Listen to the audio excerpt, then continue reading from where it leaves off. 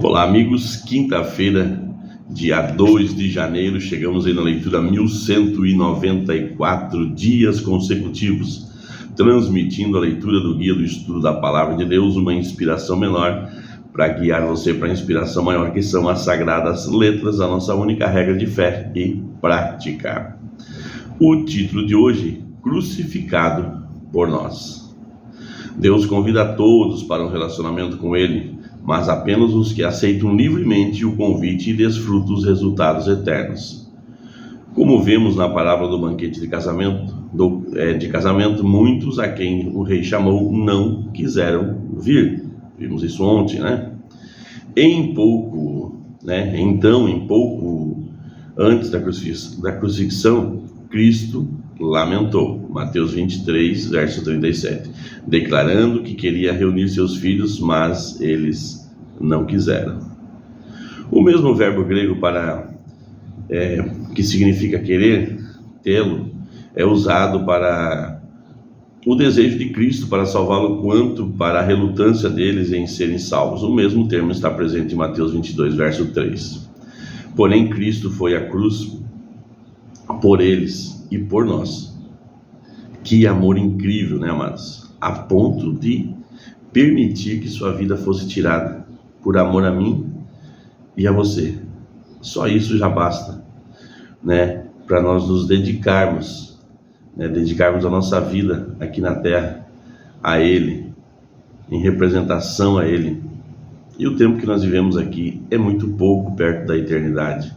Nós precisamos ter essa consciência. Embora a pena para o pecado seja a morte, Jesus pagou o preço e abriu um caminho para restaurar o relacionamento entre o céu e terra. Enquanto isso, Ele continua a nos amar, mesmo que não tenha obrigação de fazê-lo, além de seu compromisso voluntário. Compare João capítulo 10, verso 17 e verso 18 com Gálatas capítulo 2, verso 20. Qual é a mensagem que esses textos transmitem? Bom, o texto responde: na manifestação suprema do amor de Deus à cruz, vemos que Cristo se entregou por nós de livre vontade. Ele deu sua vida espontaneamente. Ninguém a tirou dele. Cristo ofereceu voluntariamente, seguindo o plano da redenção estabelecido no céu, mesmo antes da fundação do mundo. Não foi um plano B, ele já estava estabelecido. O plano de nossa redenção não foi um pensamento posterior, formulado depois da queda de Adão. Ele foi a revelação do mistério guardado em silêncio nos tempos eternos. Romanos capítulo 16, verso 25. Foi um desdobramento dos princípios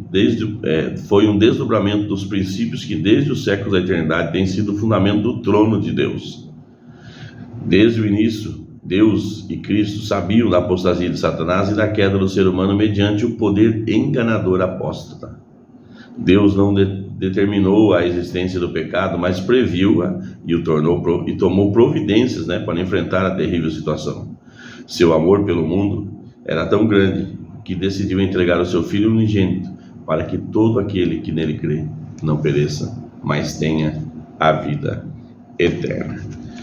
Deus não criou o mal, A Bíblia diz que Ele criou, eu crio o bem e crio o mal. Por quê? Foi através dele que Lúcifer existiu, O Lúcifer era um anjo de luz, responsável pela música no céu. Por isso o ministério da música é tão atacado. Mas Deus, por nos amar tanto, deu o livre-arbítrio para Satanás, e quando deu o livre-arbítrio para Satanás, ele preveu que isso aconteceria, que ele gostaria de ser igual a Deus e não maior, porque ele sabe que não poderia, mas queria sentar no trono de igualdade, com igualdade a Deus. Mas ninguém é lícito disso, e ninguém tem esse poder, Amados, precisamos entregar a nossa vida a Jesus todos os dias. Precisamos fazer isso a nossa base de vida, conversar com Deus todos os dias. Esse é o melhor princípio que um homem pode tomar dentro de uma casa. É o melhor princípio que um sacerdote pode ter em sua vida. Estabelecer um contato com Deus, estabelecer uma intimidade com Deus. E toda uma vida é transformada, como eu tenho dito aqui, não só uma vida, mas tem o poder de transformar uma geração. Você pode pensar, mas é só a leitura de uma lição. Não, é a leitura de um guia que leva você para as Sagradas Letras. que é boca de Deus. E uma só palavra dita aqui pode mudar aquilo que você pensa. Mudou a minha mente. E isso é fantástico, porque eu permiti. Você precisa permitir. Vamos orar, amados. Pai amado, Pai eterno que estás nos céus, obrigado pelo poder que há nas tuas palavras, poder de transformação, de regeneração. Obrigado, Senhor, por se entregar à cruz do Calvário, morrer uma morte que seria nossa, para nos dar a vida, Senhor, que seria somente sua. Em nome de Jesus, eu te agradeço. Amém. Abraço, meus amigos, e abraço aí aos nossos amiguinhos. E lembre-se, curtam, compartilhem, inscrevam-se no canal, mande seu recadinho, nos ajude aí a agitar esse canal para que o YouTube nos ajude a transmitir essa mensagem.